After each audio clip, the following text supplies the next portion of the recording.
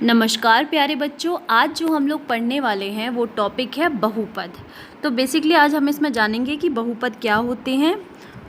तो बहुपद क्या होते हैं? वो बहुपद होते हैं ऐसे बीजीय व्यंजक जिनको इंग्लिश में बोला जाता है अलजेब्रिक एक्सप्रेशन, जिसमें चरों के घातांक सदैव क्या होंगे? पूर्ण संख्या होंगे। और पूर्ण संख्याएं वे संख्याएं होती हैं जो 0 से शुरू होती हैं और कहाँ तक जाती हैं? अनंत तक जाती हैं। इसमें आप उदाहरण आप देख रहे हो, उदाहरण में कौन कौन से हैं आपके पास? 2 माइनस एक्स क्यूब। ठीक है, तो इसमें आप सभी जानते हो कि x जो हैं, इसमें जितने भी x y हैं वो सब चर हैं और जितनी भी संख्याएं हैं वो सब क्या हैं? अचर हैं। चर वे राशियां होती हैं जो बदलती रहती हैं, अचर जो फिक्स्ड रहते हैं। अब इसमें पहले उदाहरण में देखो, हमें दे रखा है 2 माइनस एक्स क्यूब। तो 2 माइनस एक्स क्यूब में क्या हो जाएगा बेटा? x की घात 3 है, पूर्ण संख्या है, तो इसकी घात कितनी हो जाएगी? 3। दूसरा उदाहरण आपको दे रखा है 4x प्लस 2। तो 4x प्लस 2 में घात कितनी है? x की 1 है, पूर्ण संख्या है, तो इसकी घात कितनी हो जाएगी? 1। ये सारे के सारे क्या हो जाएंगे? बहुपद, है ना। नेक्स्ट आप देखो 2x स्क्वायर प्लस 3x, तो इसमें x की घात 2 है, तो ये बहुपद है। उदाहरण बेटा आपको दे रखा है वाई स्क्वायर माइनस 2। इसमें जो y की घात है वो कितनी है? 2 है, मतलब ये बहुपद हो जाएगा क्योंकि y की घात 2 जो है वो पूर्ण संख्या है। नेक्स्ट बहुपद आपको दे रखा है 3x cube minus 2x square plus x minus 1। x की घात क्या है? जो मैक्सिमम, जो सबसे बड़ी घात होती है चर की, उसको हम लोग कंसीडर करते हैं। तो x की घात कितनी है इसमें? 3। इसका मतलब जो इसकी घात हो जाएगी इस बहुपद की, वो हो जाएगी 3। अब हम लोग पढ़ेंगे बहुपद की घात।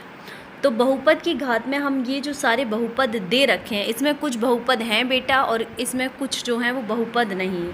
मैं आपको बताऊंगी कि कौन कौन से बहुपद हैं और कौन कौन से बहुपद नहीं हैं। पहला उदाहरण हम लोग लेते हैं यहाँ पे 4x प्लस 2। 4x प्लस 2, आप देखो यहाँ पे चर कौन कौन से हैं? चर हैं x, और 4 और 2 क्या है? यहाँ पे अचर हैं। तो x एक ही चर है इसमें, तो एक चर हो गया, इसका मतलब x की घात कितनी हो जाएगी बेटा? 1। अब आप दूसरा उदाहरण देखिए। दूसरा उदाहरण में आपको दे रखा है 2y square minus 3y plus 4। ठीक है, तो इसमें घात कितनी हो जाएगी? चर इसमें है y, एक तो y स्क्वायर है और एक तो y है, लेकिन हमें इसमें जिस चर की घात सबसे ज़्यादा होगी हम उसको कंसीडर करेंगे। इसका मतलब जो y है, जो y की घात 2 है, उसको हम लोग कंसीडर करने वाले हैं। इसका मतलब जो घात हो जाएगी वो कितनी हो जाएगी? 2। तीसरे उदाहरण पे आ जाइए आप। तीसरा उदाहरण कहता है 7u6 minus 3/2 u4 plus 4u square plus u minus 8। यहाँ पे जो चर है वो है u, ठीक है, और जो अचर संख्याएं हैं वो हैं 7, 3/2, 4 और 8 माइनस का 8। इसका मतलब जो हमारी घात हो जाएगी, जो सबसे बड़ी घात होगी यू की, हम उसी को कंसिडर करेंगे, तो इसका मतलब जो हमारी घात हो जाएगी वो 6 हो जाएगी। अब उदाहरण 4 में आपको दे रखा है 1/x माइनस 1, लेकिन जब आप x को ऊपर ले जाओगे तो इसकी घात नेगेटिव में बन जाएगी, ऋणात्मक बन जाएगी। और बहुपद वे संख्याएं होती हैं जहाँ पे चर की घात जो होंगे, जहाँ पर चर की घात जो हो वो पूर्ण संख्याएं हों, लेकिन -1 तो पूर्ण संख्या नहीं है, इसका मतलब ये बहुपद ही नहीं है। अब दूसरा आ जाओ √x प्लस 2। अगर इसको मैं खोलती हूँ तो x की घात 1/2 हो जाएगी। घात कितनी हुई? 1/2। इसका मतलब 1/2 है, पूर्ण संख्या नहीं है, इसका मतलब ये बहुपद ही नहीं होगा। ये यहाँ से चला गया। अब लास्ट वाला जो उदाहरण है मेरे पास है वो 1/x square plus 2x plus 3 है। इसका मतलब जो इसको मैं ऊपर लेके जाऊँगी x की घात -2 हो जाएगी। -2 फिर पूर्ण संख्या नहीं है, पूर्ण संख्या नहीं है ना, इसका मतलब ये उदाहरण भी मेरा बहुपद नहीं है। बच्चों, इस प्रश्न में हमें दे रखा है किसी बहुपद px के लिए y बराबर px आपको दे रखा है। इसके ग्राफ आपको दे रखे हैं फर्स्ट, सेकंड और थर्ड। प्रत्येक स्थिति में px के शून्यकों की संख्या निकालनी है। आप देखिए इसमें हमें px के शून्यकों की संख्या निकालनी है, तो हम हमारा ग्राफ x एक्सिस पे जिन पॉइंट्स को टच करेगा वो हमारे शून्यक हो जाएंगे। मतलब अगर हमारे ग्राफ में ये x एक्सिस पे x डैश पे जिन जिन पॉइंट्स को टच करेगा वो पॉइंट्स हमारे शून्यक हो जाएंगे। पहले ग्राफ की स्थिति आप देखिए। पहले ग्राफ की स्थिति में ये क्या बोल रहा है कि हमारा जो ग्राफ है वो एक सरल रेखा है, ठीक है, सीधी रेखा है। इसका मतलब ये रेखा हमारे एक्स एक्सिस पे किसी भी पॉइंट को टच नहीं करती है, अर्थात हम इसमें कह सकते हैं कि शून्यकों की संख्या जो है वो 0 है। समझ आया आपको? अब हम दूसरा केस देखते हैं। अब दूसरे केस में देखो, हमें इसमें x के ही शून्यक निकालने हैं। अब ये ग्राफ मेरा x डैश पे एक पॉइंट पे टच कर रहा है, ठीक है, एक पॉइंट पे टच कर रहा है और वो पॉइंट है ये वाला। तो ये वाला पॉइंट 1 है। इसका मतलब इस केस में जो शून्यकों की संख्या वो कितनी हो जाएगी? वो 1 हो जाएगी। अब तीसरे केस पे आ जाओ बेटा।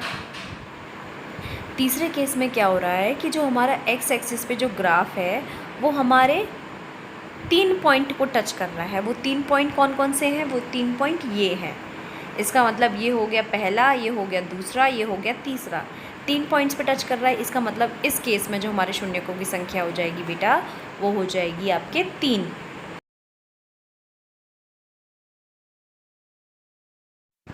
अब हमें जो ग्राफ दे रखे हैं ये चौथा, पाँचवा और छठवां, इनके हमें शून्यक निकालते हैं।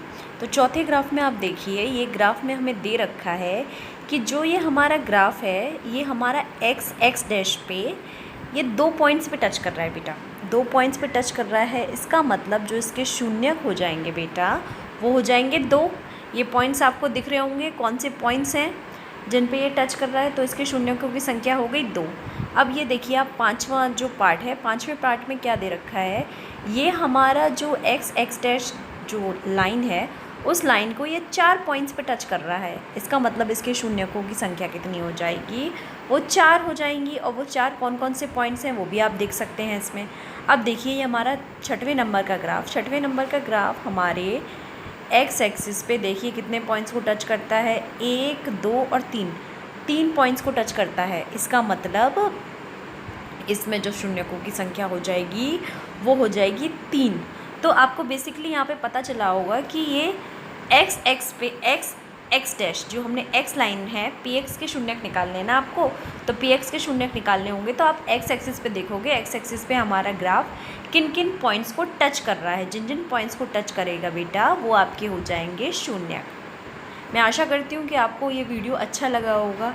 अगर आपको ये वीडियो अच्छा लगे तो प्लीज़ आप मेरे चैनल को लाइक करें, कमेंट करें और शेयर करें। और जो भी आपको चीज़ें ना समझ में आए बेटा तो प्लीज़ कमेंट करिए, मैं आपके सारे डाउट्स क्लियर करूँगी।